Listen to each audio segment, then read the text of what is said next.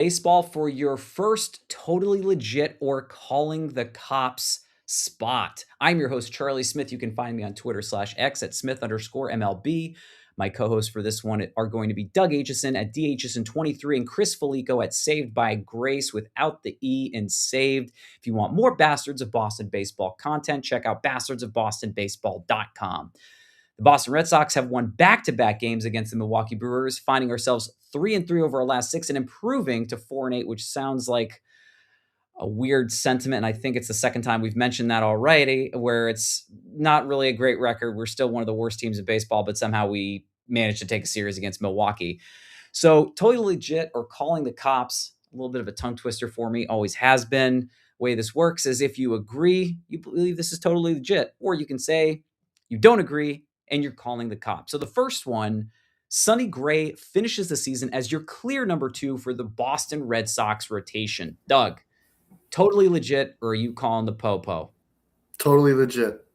I think he showed it the last 2 starts. Last start he looked great. Right, he only gave up 3 hits, I think.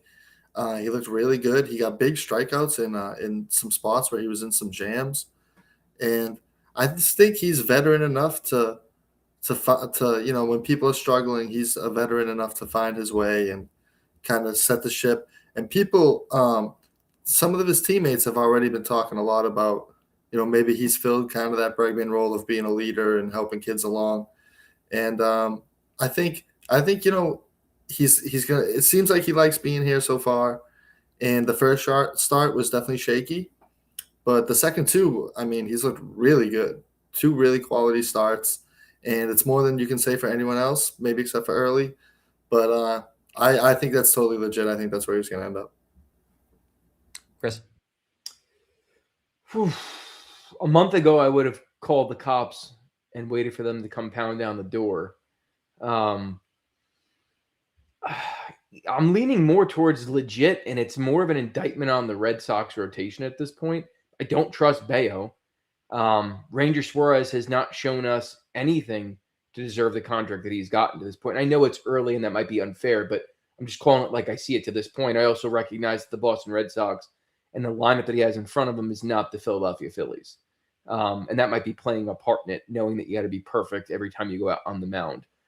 And even though I think Early could be that, I don't think the Red Sox are going to allow him to be that. So for all of those reasons, I'm going to say legit, not totally legit. I'm going to be screaming the totally legit button because I think the best ability is availability. You've got starters that aren't necessarily fully healthy. You also have starters that can't get into the 4th inning. You have starters that can't get into the 5th inning. Sonny Gray has gotten you 6+ in 2 of the 3 starts so far this year. I think he's going to continue to be available for that quality 6 innings baseline, which is what your starters should be getting you.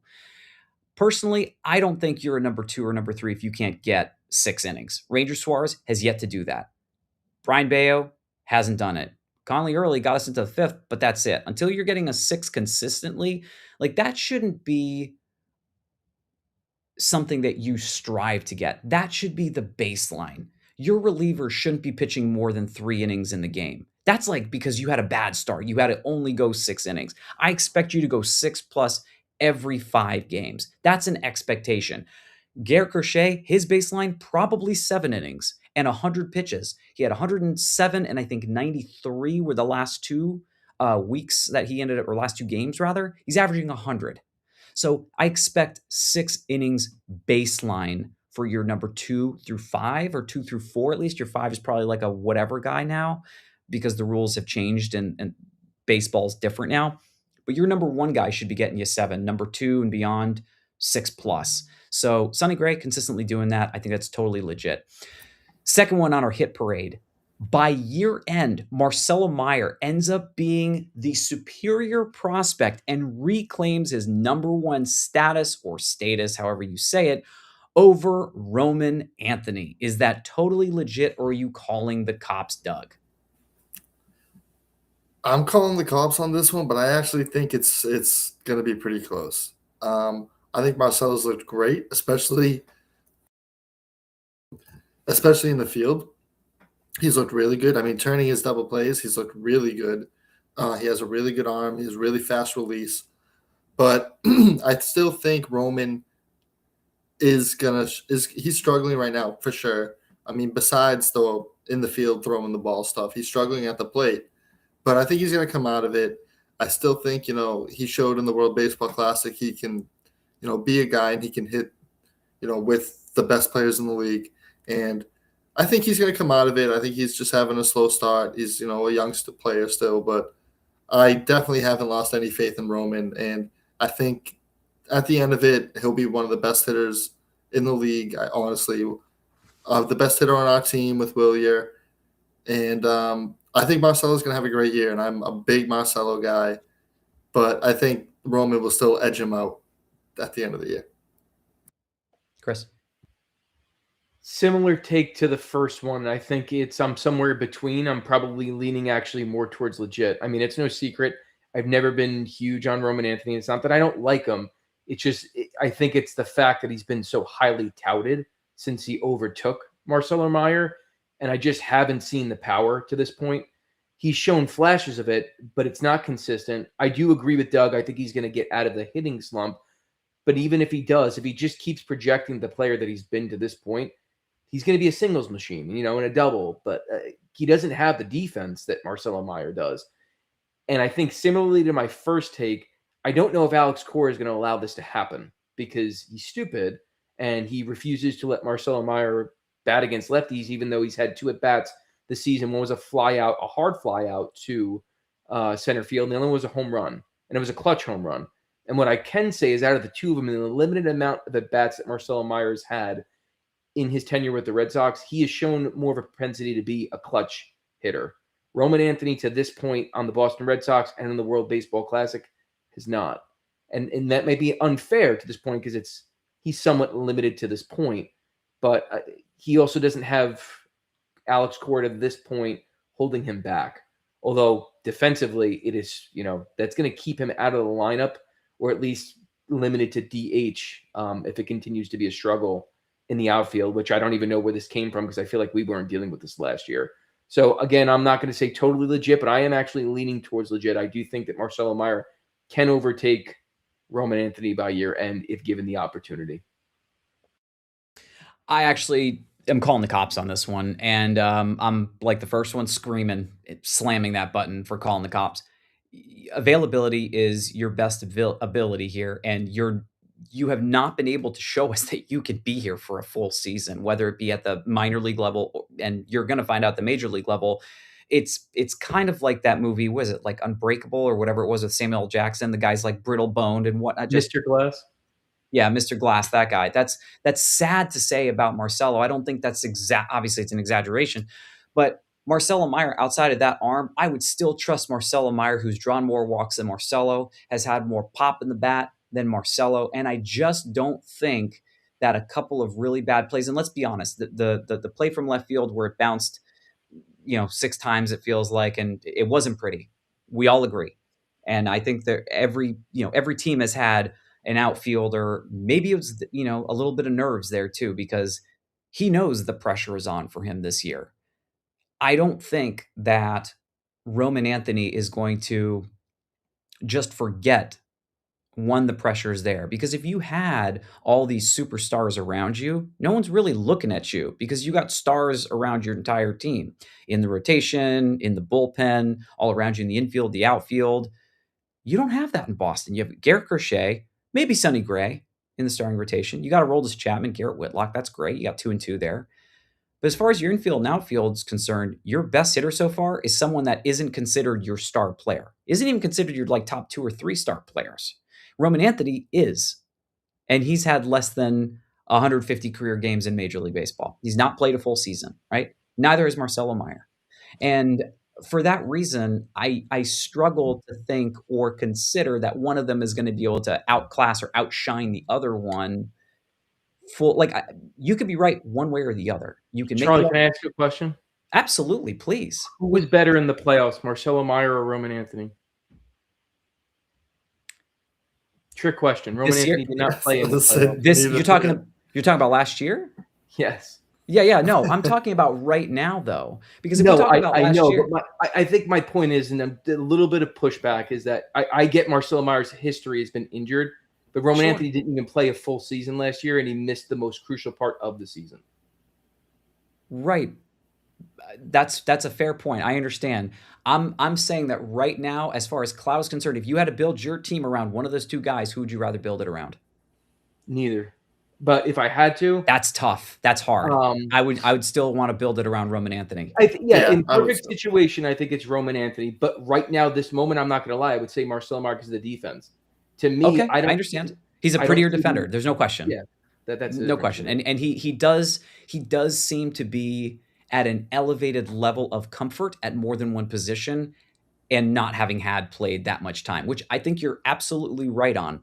But I think Roman Anthony's arm will get better. I think the nerves will eventually calm back down, and he will show that he is uh, a better outfielder than he's showing. And Roman Anthony wasn't playing left field last year. Roman Anthony was playing right field. So there was also that degree of difficulty and change that you also have to consider. You're playing probably the hardest right field in Major League Baseball and arguably one of the hardest left fields in Major League Baseball. Anybody that argues with that is wrong. Everybody that comes to play at Fenway Park misplays right field regularly. Anyone that comes to play at Fenway Park and is not used to left field misplays it regularly. If you are an excellent left fielder or an excellent right fielder at Fenway Park, like Mookie Betts, who's no longer here, one of the best right fielders I remember in a very, very long time. I felt comfortable with him in right field. I felt comfortable with him in center. I felt comfortable with him in the infield. He was just a naturally gifted defender, arguably one of the best gifted athletes that we have seen in the last 20 years. He can play literally any sport and he would be really, really good. That's Mookie Betts for you. Do I think that Roman Anthony is going to turn to Mookie Betts? I don't know yet. Probably not. But you know what? I think that Roman Anthony does have the capability of kind of getting more power and showing us that he's got more home run pop than Mookie Betts ever, is going to be able to have, especially now. He's on the wrong side of 30. Anything else you guys want to add to that one? Yeah, and I think Sure. Roman, I don't think that you can say his fielding, but his glove hasn't really been bad. Like it's just his arm.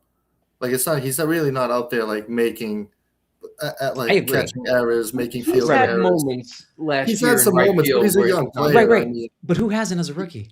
yeah. I mean, You know, he's not. Marcelo Meyer. I'm not going to say he's Willie Abreu getting gold gloves, but Right. I don't think his glove hurts you. No, I don't- I would agree, and I'm picking it. Listen, I'm splitting Yeah. hairs. I'm just saying. No, I mean, we his all arm, are. Gloves, We all it's are. not even comparable. It's worth, yeah, for sure. So let's wrap it on that one. Now, this one could be a little touchy. Red Sox trade Jarren Duran in package for a big right-handed bat before the deadline. Bonus points if you can list who you think that could potentially be. But is this totally legit? Or are you calling the cops that the Red Sox will trade Jarren Duran in a package for a big right-handed bat before the deadline? I think the possibility is totally legit. I mean, it's hard to say that they'll pull the trigger because I don't really have any guy in mind. I don't really know who's going to be available, but I think that's definitely on the table. I think it's definitely possible. I think a lot of things play into that, but I would say what Chris said, maybe not totally legit, but it's definitely legit. I mean, I wouldn't call the cops on it, that's for sure, because if it does happen, I wouldn't be totally surprised.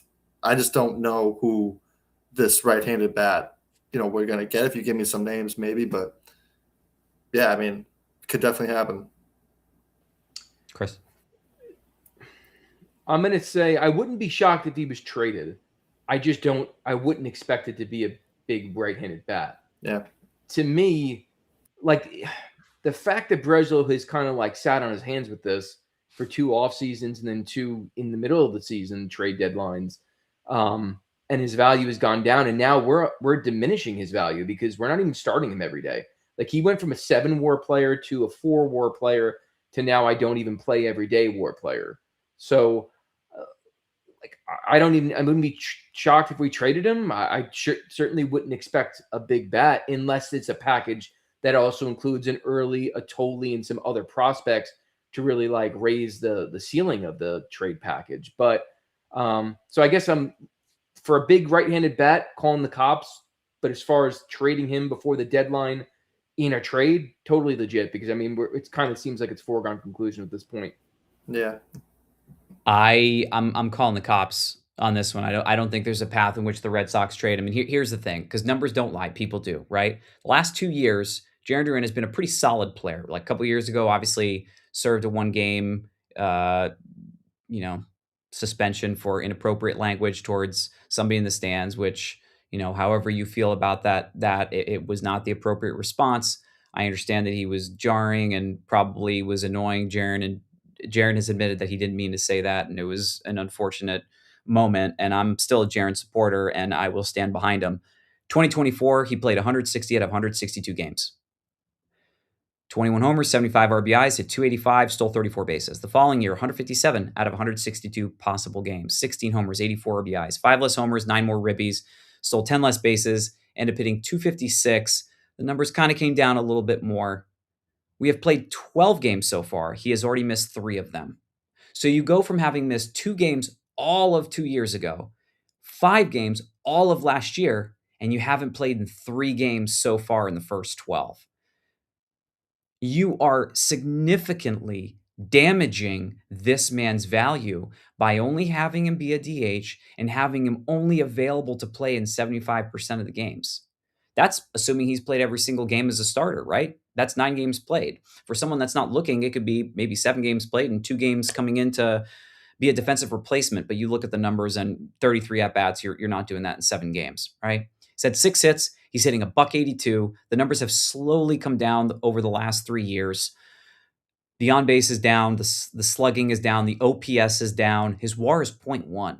The last 2 years, he had 8.7 and 4.6. At this rate, he won't even hit 4. It's not going to happen if you're a DH. You don't have the ability of accruing WAR as fast if you're the designator, unless you're Shohei Ohtani and you're like the greatest hitter of all time. There is zero chance that another team is going to take a chance on someone who is a DH with possibly a shaky glove, depending on how you look at it. But all in all, every team's got a player like that. Yeah, he's got probably better speed than the players that you have, and maybe Jarren Duran is a better role player and he might be a better person in the clubhouse.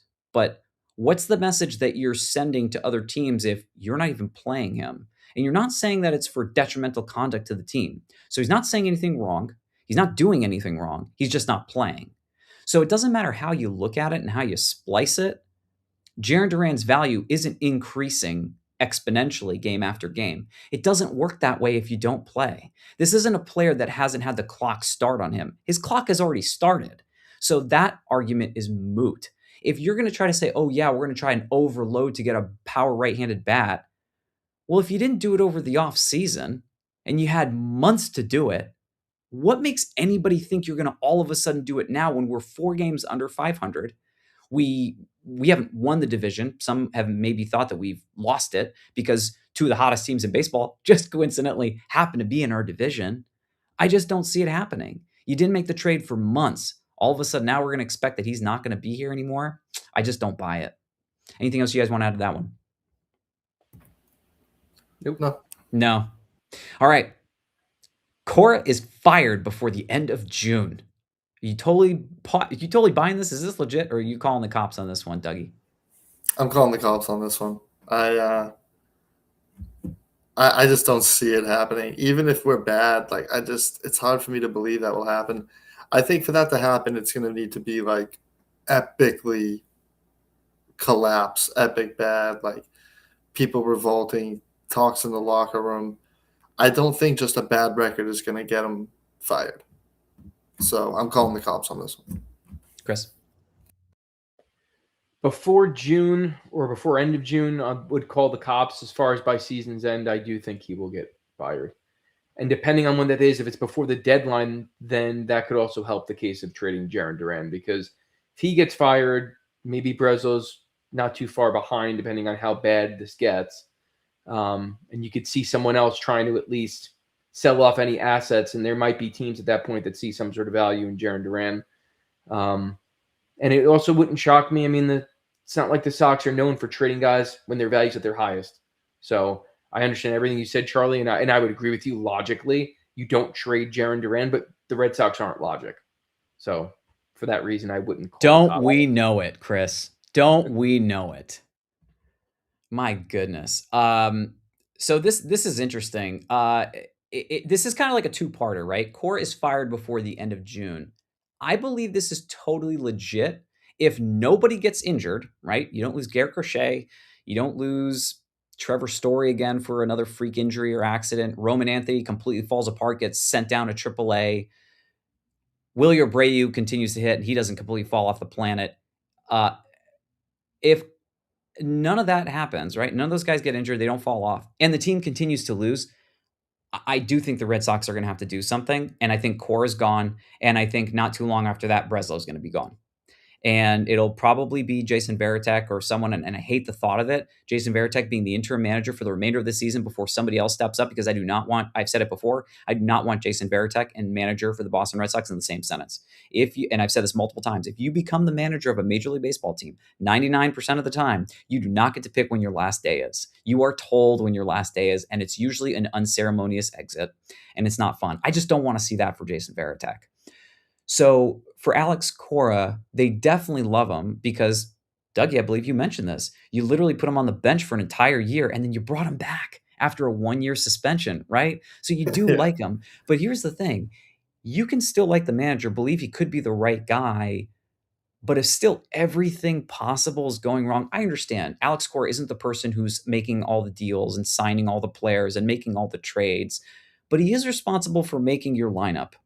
And not having Jarren Duran in your lineup does not make your team a better situation. Having him on the bench makes it worse. Having certain players batting 6th, 7th, and 8th makes your team worse. Some teams have their best hitter, a 50 home run guy, batting first in your lineup. Willie Abreu bats in the bottom third. Like, that's what it feels like. I feel like I'm going to see his name batting 7th or 8th because it's just not making any sense. Why he's oh, well, it just makes sense. To whom, Alex? To whom? It doesn't make sense. And Chris, to your point, common sense isn't common, and the Red Sox are playing without logic. So it's been pretty brutal as of late.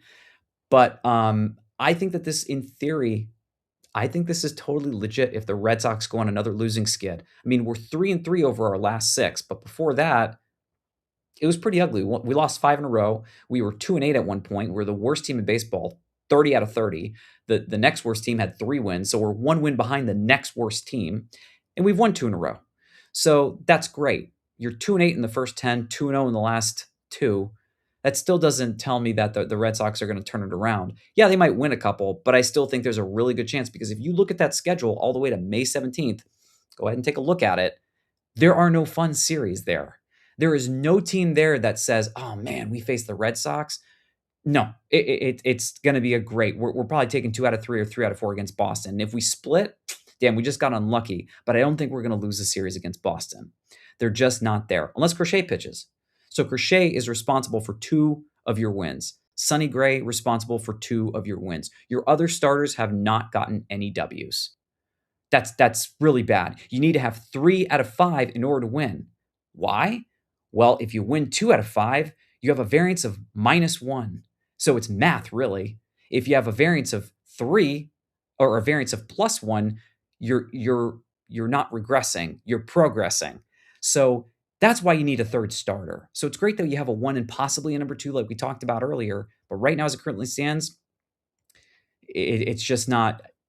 It doesn't meet the eye test. So the Red Sox need to make some changes, and unfortunately, it could mean the manager. I got one more for you guys. And this one is something that I talked about rather recently with a couple of folks, and I want to put it out there. So do you think this is totally legit, or are you going to call the cops? Do you think that James Tibbs III, the player that we acquired in the Devers trade and then traded away to the Los Angeles Dodgers because it wasn't working out for 2 months of Dustin May, do you think that trade in the next 5 years is going to go down as a maybe top 5 worst trade that the Boston Red Sox have ever made? Is that totally legit? Or are you calling the cops, knowing full well we have no idea what his upside is? But I will preface that by saying this is a guy that in 11 games has 7 home runs, 13 RBIs, hitting .413, has an OPS of almost 1,500, and a slugging of 1,000. Dougie. Yeah, I mean, it's a crazy start for the season for him, but I'm calling the cops on this just because I mean we have a history of horrible trades for one, and for two, I'll let this kid do it a little bit longer, hit big league pitching for a little bit longer before I give him that claim. But I mean, I like the last one. I guess it's on the table because his whole career is in front of him, so anything's possible. But if you ask me right now, I'd say I'm calling the cops on that because there's still a lot of trades ahead of him that I would put. And I mean, it's bad. It's really bad because Dustin May horrible. Uh, but there's some worse trades that you know in the long run have proven to be worse. And he could get there. Tibbs could get there. But as of now, I'm calling the cops. Chris? You said top 5 worst trade in how long? Is that are we talking about historically or in the last decade? It's definitely not. It definitely wouldn't be top 5 historically. Yeah, no. It definitely wouldn't be a top 5. Let's say since the last 25 years. I mean, it has the potential, to Doug's point. I think that the tough part is, nothing's going to be worse than Mookie Betts. I hope nothing is going to be worse than Mookie Betts. I'll just say that, I hope. But we've had some really bad trades recently with the Brewers with pitchers. I think the difference is when it's pitchers, they only have an impact one every 5 days. An everyday player makes it a little bit, less digestible when they turn out to be good. I got to be honest, I don't think I'm calling the cops just because it's the Boston Red Sox. This is what we do. We make dumb trades. And I was on record in the war room. When we got rid of Devers, I think I was the most probably open to it initially when it happened. And the thing that excited me was Tibbs. I was like, I really want to see what this kid could potentially be. Not even thinking he would turn into a great player, but there had to be some sort of upside. Certainly wasn't Jordan Hicks wasn't doing it for me. And we traded the other assets, so it doesn't even matter with Kyle Harrison. Right now, Tibbs looks like he could be like the next Roman Anthony as far as status in the next 2-3 years if he keeps it up at AAA. And he elevated himself kind of out of nowhere very quickly, like Roman Anthony. And all he has to do is come to the big leagues and be able to throw from the outfield and I have it, bounce 8 times to the plate, and he's better than Roman Anthony. So I'm not necessarily calling the cops.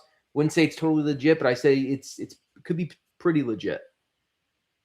So I'm going to say this. As far as Jordan Hicks is concerned, Jordan Hicks has an ERA of about 8. He's got 4 strikeouts. He's walked 7. So double that almost, right? I'm not really that concerned. In spring training this year, Tibbs hit 4 home runs, had 11 RBIs, and hit 3-something, 310, 315, something like that. So there was that. That hurt, right? I think this is totally legit because, in the last couple of years, we've made boneheaded decisions for pitching and hitting. And then for the pieces that we've acquired in those trades, we've then dispatched them for nothing, for short-term rentals, because we just didn't know what we had, right? I think the Chris Sale one is probably the worst one for me outside of the Mookie Betts one. And Mookie Betts didn't want to be here, so we took whatever offer we could get because it was get what you could get or take nothing. And we ended up taking Alex Verdugo, which seemed to kind of work out. He was a decent piece, but obviously we got shafted on that deal. Pennies to the dollar, no question, right?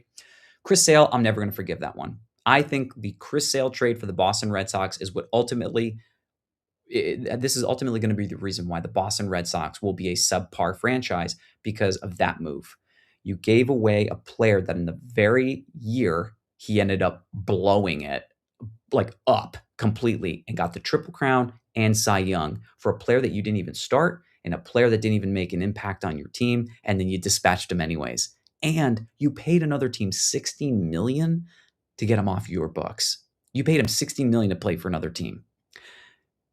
For all the reasons that the Boston Red Sox have made boneheaded decisions, I bet you James Tibbs becomes, and this is possibly, being disrespectful to Pete Crow Armstrong, but wouldn't it be friggin' awesome if he became like a Pete Crow Armstrong 2.0 and ended up being like a 30-30 guy, someone who hits over 330 home runs, 30 doubles, possibly 30 stolen bases in the future?